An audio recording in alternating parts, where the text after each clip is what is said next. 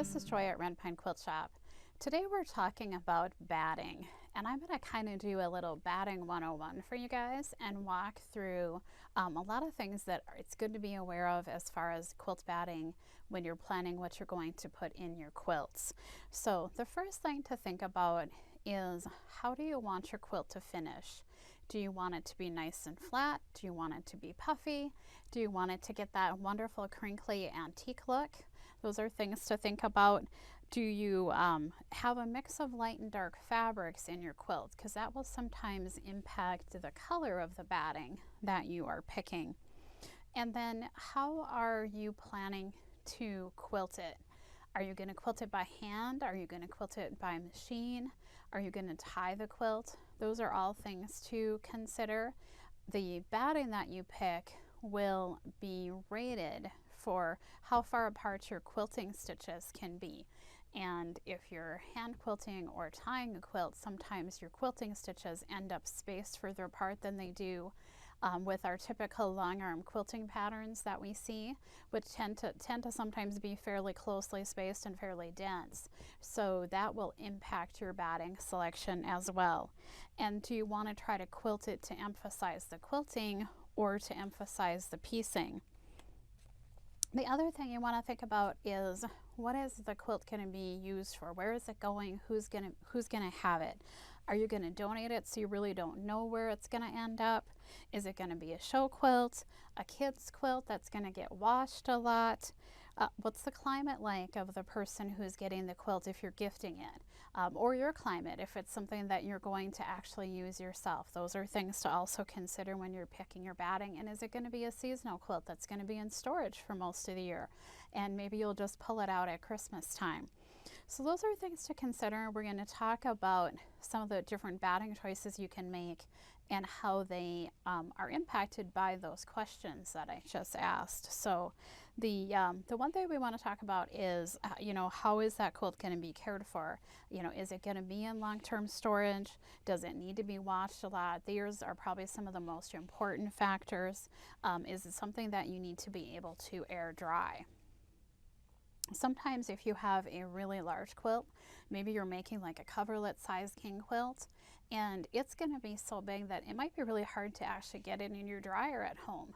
And if you don't want to have to take it in and have it dry cleaned, or someplace where they have a commercial extra large dryer, you might want to think about picking a batting that can air dry. So those are some factors to think about when you're picking your batting. So when you are making a quilt, if you're giving it as a gift, one thing that I would highly suggest you do is, on your quilt label, list what kind of batting is in the quilt and what the washing instructions are for it, so that whoever receives it knows how they should take care of it. Especially if it's a donation quilt, you don't have the opportunity to sometimes talk to the person who's going to get it. And it's a way to actually make sure they have that information so they know how to take care of the quilt properly. So definitely think about that for any quilts that you're gifting or donating, to put that information on your quilt label. You should never pre-wash batting. We get that question sometimes here in the shop. People are like, well, I'm going to pre-wash my batting to get the shrink out of it. And if you pre-wash your batting, it is going to fall apart. Batting is designed to stay together when it is inside a quilt with fabric on both sides. That's how it's designed to be washed. It's not designed to be washed without being inside of a quilt. So you don't want to pre-wash your batting. The one thing that you can do, if you have a really, really wrinkled batting, maybe you have one that's been in the package, you bought it a long time ago and you found it and you pulled it out and it's really, really creased from being folded up in the package, you can mist it lightly with water. And mist it lightly is the key. Don't soak it, just mist it with a little bit of water. Take a spray bottle, mist it with a little bit of water, and pop it in the dryer on air fluff. And that will knock some of those stubborn creases out. But you don't want to get it too wet. You definitely don't want to put it in the washing machine. Just a light mist and air fluff. So no heat, air fluff on your dryer, and that will knock out some of those stubborn creases if you have one that's been in storage for a long time. So that's one thing to think about. And you want to make sure that you're planning for shrinkage. Batting is going to shrink anywhere from 0 to 5%, depending on what kind it is. We'll talk about that a little more. But definitely think about what your shrinkage is going to be. And you need to plan and make your quilt top actually a little bit bigger than you want it to finish out at, because you know when you wash it, that quilt top and the batting inside it are going to shrink to a certain degree. So definitely think about that. If you have a set size that you want a quilt to be, you need to probably bump up a little bit from a standpoint of your starting point. So when you're looking at batting, one of the things to consider is how is it made. Batting is generally going to be needle punched, so they will take long staple cotton fibers, they will card them, which cleans out anything that's come into it from the cotton plant. They'll card it and they'll cross slap it and they'll needle punch it. And that needle punching process is like thousands of needles punching down into those cotton batting fibers or whatever kind of material it is. And that needle punching actually will lock the fibers together. They will actually start to combine and lock the fibers. So that needle punching is what actually creates the batting from the loose cotton fibers. So that is how most of the batting that we sell here in the shop, and we primarily sell Quilters Dream batting, and that is how most of that batting is made. Now batting can have what's called a scrim. Scrim is going to be some type of a material. For Quilters Dream, it's a lightweight sheet of polypropylene. Different batting manufacturers may have different processes, but scrim is going to be something that is going to be layered in with the fibers, and the fibers will be needle punched right into the scrim. So a lot of people are like, well, why would they put a scrim in there? If they can needle punch it without a scrim, why put a scrim in there? What the scrim will do is it will actually make the batting more stable. Dream Cotton, a Quilters Dream, actually started putting a scrim in some of their cotton battings because it was easier for long armers when they're loading them on their quilt frames. If they start, loading and pulling and tugging to try to get batting to get on their frame and the rollers correctly, with a scrim in it, they can manhandle it a little bit more and not have to worry about stretching the batting. 100% cotton batting that does not have a scrim, you do need to handle with a little bit more care. So that is the reason that sometimes there will be a scrim in it. And it's simply to make the batting more stable to have that scrim. Now, if you are planning to hand quilt a quilt, you want to generally avoid battings that have a scrim in them because they are going to be harder to hand needle through. So you want to typically go with something that does not have a scrim and something that's fairly thin if you're planning on hand quilting a quilt. So that's one of the questions we asked earlier, is how are you planning to quilt it? And the scrim has an impact on that. So consider that when you're picking your batting. The other process that Quilters Dream uses is something called thermal bonding, and their wool and their Dream Puff battings are actually thermally bonded. So the wool fibers are shorter fibers. They're harder to just needle punch together. So they are actually blended with a low melt poly, a small amount. It's definitely more wool than the blended with the poly. It's a low amount of that, but they're blended with a very small amount of a low melt poly fiber. And that's actually baked so that it actually will hold the wool fibers. So it bonds actually with the wool fibers and it holds the wool together. So the wool batting actually has a thermal bonding process. So those are the processes that Quilters Dream batting that we carry have. The other companies that are out there that make batting may have other processes, but those are the primary ones that you see, and they're the ones that Quilters Dream uses. So when you're picking batting, really the key thing many times comes down to what fiber type are you going to pick. We're going to start by talking about polyester. Polyester is a very strong fiber. It's definitely used for a lot of quilt batting. It is lightweight yet very warm. It's hypoallergenic. It does not normally shrink hardly at all. So that is definitely one thing to consider. I tend to use polyester batting if I'm doing placemats, If I'm doing a table runner that I know is going to be out on the table where we're going to be setting dishes and things on it, because I want those to stay nice and flat. I don't want them to start to get ruffles or wrinkles or curls or that antique look. I want them flat. So I will normally use polyester batting for that. It doesn't hold creases as much as cotton. So that is one thing to consider if you have things that you know are going to be seasonal items that are going to be in long-term storage, like your Christmas items that you get out once a year, or maybe something that you're making for Halloween that you know you're going to pull out for a month out of the year. Polyester won't hold the creases as much as cotton will. So, but the downfall to poly is that it is not a natural fiber. It does not breathe. So for bed quilts and things like that, it can sometimes be too warm for a lot of climates because you don't have that breathability. So that's the thing to consider with poly. Cotton is what we sell the most of here in the shop, and cotton is a wonderful natural fiber. Cotton will have a 1 to 5% shrink rate. So that is the shrink rate on cotton, is 1 to 5%. Now the Quilters Dream cotton that we carry, the rate on that is 1 to 3. 1 to 5 though is typical for kind of all the cotton battings out on the market, but the nice thing with the Quilters Dream is their cotton is actually 1 to 3, so it's not as high. And it all comes down to their manufacturing process and how they make the batting, and it won't shrink as much as some cotton battings that you might purchase. So it is 1 to 3% on that. It is going to stretch though if there's no scrim in it. So if you buy a cotton batting that has no scrim, you want to handle it with care. Don't tug and pull on it or you will actually stretch it. So there's a little more lint anytime you're working with a cotton batting. So if you have a quilt that's a very dark quilt, maybe has a lot of black in it or a black background, you might have a little more lint to clean up afterwards to get it off the top of your quilt if you do cotton batting. It also won't hold its shape as well as polyester.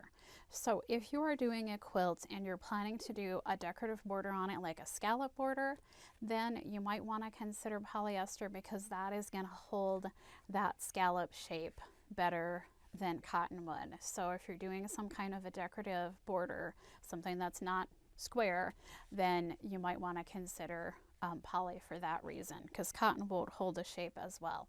It also will hold creases, so cotton definitely will hold creases. But the nice thing about cotton is you can get that wonderful antique look with cotton. So cotton is what I generally use in any throws that I'm doing, in any bed quilts that I'm doing. Cotton is usually kind of my go-to. I like that antique look. I plan for that little bit of shrinkage, and I really like the fact that it is a natural fiber and it will breathe. I just, you know, most people would say that it ends up being a more comfortable quilt because it is that natural breathable fiber.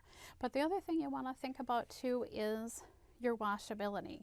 Now, polyester batting can be washed on warm and dried on warm. So if it is a kid's quilt that you know is going to see a lot of use and it's going to see a lot of washing, and it might have something that lands on it that you really have to wash it in a warmer temperature to get it out, then again, that's a reason to consider doing poly, just because of the washability, that you have a better washability. You can wash and dry at higher temperatures with poly than you can with cotton. So the next one to talk about is wool. Wool is the absolute best fiber to not have any memory and hold any creases, which is why we see wool used a lot in show quilts, because those show quilts get packed up, they get shipped in a trunk or a container to a show across the country or across to a completely different country, and when that quilt gets pulled out, it needs to look nice, and no one's gonna iron it for you. So you wanna, for show quilts, definitely think about doing wool. Wool is the best one to not hold creases. It's great for those show quilts. It's antimicrobial, which is nice. It dries quickly. It's great for all climates. So typically if you are gifting a quilt or you live yourself in a hot and humid climate, wool or silk are going to be your best bet because they are good for all those climates. It's a good batting for clothing. It's again a natural fiber, so it breathes, which is nice. but you must cold wash and air dry it. So you have a little bit more stringent care requirement on the wool batting. Silk is the last fiber we're going to talk about. It is the batting that will actually have the best drape. So if you are making a coverlet and you want it to drape nicely off the side of your bed, it's nice too for clothing sometimes if you're making something that's a quilted clothing item because of the drape. It will have the best drape. Again, it's going to need to be cold washed and air dried. It is again a natural fiber that will breathe. So you have that nice breathability with the wool, or with the silk. So that's another factor to consider with those natural fibers. You have that breathability. So that's kind of a rundown of the different fibers, what the pros and cons are, so you can kind of go back to your questions and think about, you know, how am I going to quilt my quilt? Who is it going to? And use those things to consider the pros and cons of the various types of fibers. The other thing that I want to actually show you is a chart, and this actually is the chart that comes from Quilters Dream Batting. Whatever batting brand you normally purchase, they will have a chart like this, but having a chart like this is a very, very handy thing to have because it shows you the various types of batting that Quilters Dream Batting makes. It tells you the fiber content on it. It will tell you which ones have a scrim. So this Dream Blend, that 70/30, has a scrim. The regular 100% Dream Cotton does not. So you can see if there's a scrim or not a scrim. It shows you the loss that it comes in, the colors it comes in. So there are a few that you can actually get in black and white. Otherwise, most batting is going to be natural, which is going to be a cream color, and that's just the color that wool is, or that wool and cotton is typically the normal color of the fibers. Poly tends to naturally always be more white than either cotton or wool. It tells you how the batting is created. So you see the processing. It tells you if it's good for hand quilting, and if so, which lofts, or if it's just not recommended for hand quilting. Machine quilting, which pretty much everything will usually work for machine quilting with a long arm. And then it shows you the stitching distance. And this is an important thing to know about whatever batting you're using, because you need to make sure that if you are using Dream Cotton, this very first one, that your stitches are no more than 8 inches apart. So if you end up with stitches that are further apart than that, you will end up with potentially having batting that will start to come apart in your quilt because it doesn't have enough support. So you want to make sure that you know what those numbers are, and you stitch at no further than that apart, and typically you're going to be stitching closer than that to make sure that your batting is nice and stabilized and it's not going to come apart in your quilt. And then it also shows you the shrink percentages, and it shows you how to wash it. So whatever batting you're purchasing, if it's Dream Cotton, I have a link to this on our website, and you can hop over to our website. We'll put a link actually in this video to show you where you can grab that information, and we have the link posted for the Quilters Dream Batting. If you are purchasing a different brand of batting though, talk to the vendor that you get your batting from, or hop out to the company's website and find this chart, because they all have a chart like this, and it's a really handy thing to have so that you know what the batting pros and cons and shrinkage and those distances are. So just some things to think about. The other thing that you can also do is to consider layering battings. Many show quilts actually will have 2 different layers of batting in there. They will actually have 2 battings layered to get certain effects. So we see that probably more in show quilts than in other quilts where we actually have battings that are layered. You can layer battings, so if you want to have a puffier quilt or quilt where there's more definition from the quilting lines. The one thing to consider though, if you are planning to layer 2 battings together in a quilt, they have to have the same shrink rate. So definitely pay attention to your shrink rates and make sure that you're not putting something that has 0 shrink with something that has 5% shrink, or you'll end up actually with twisting in your quilt because those battings are not going to mesh well when they are washed and one shrinks and the other doesn't. So the other last thing that I wanted to talk a little bit about is if you're having issues with bearding when you're quilting a quilt. And bearding is when the batting actually starts to come out of either the quilt front or back, the top or the bottom. And if you have any issues when you're quilting a quilt with bearding, there's a few steps you can take to troubleshoot that. Frequently when that happens, you have a bad needle. If you get any kind of a little burr on your needle, that little burr will catch the batting fibers and pull it out either the bottom or the top of the quilt. So definitely change your needle if you're having issues with bearding. The other thing you want to check is your needle size. I would try going down a size if you're having issues. You want to also check your thread tension. If you have your tension set too high, that high tension on the thread can actually pull the batting fibers out through the surface of the quilt. So that's one thing to think about. And you want to also make sure that the needle that you're using is sized correctly for the thread that you're running in your machine. So those are some things to think about. If you're using good needles and you have great fabric that has good quality fabric, actually has a tighter weave than some of the less expensive fabrics, and that tighter weave actually helps to not have issues with bearding. But if you do have some trouble with it, those are a few troubleshooting steps. And that's actually the last part of this video. So we tried to give you a lot of information, kind of a whole batting 101 mini course. So hopefully you found some helpful tips and tricks in the information that we shared. And if you hop over to our website at www.redpinequiltshop.com and use the link that actually is in this post, that link will take you directly to the page where you can find the batting information from Quilters Dream Cotton. And if you're purchasing a different brand, definitely check on that company's website and see if you can find a chart like the one I showed you. I hope you guys enjoyed the video. Thanks for joining us.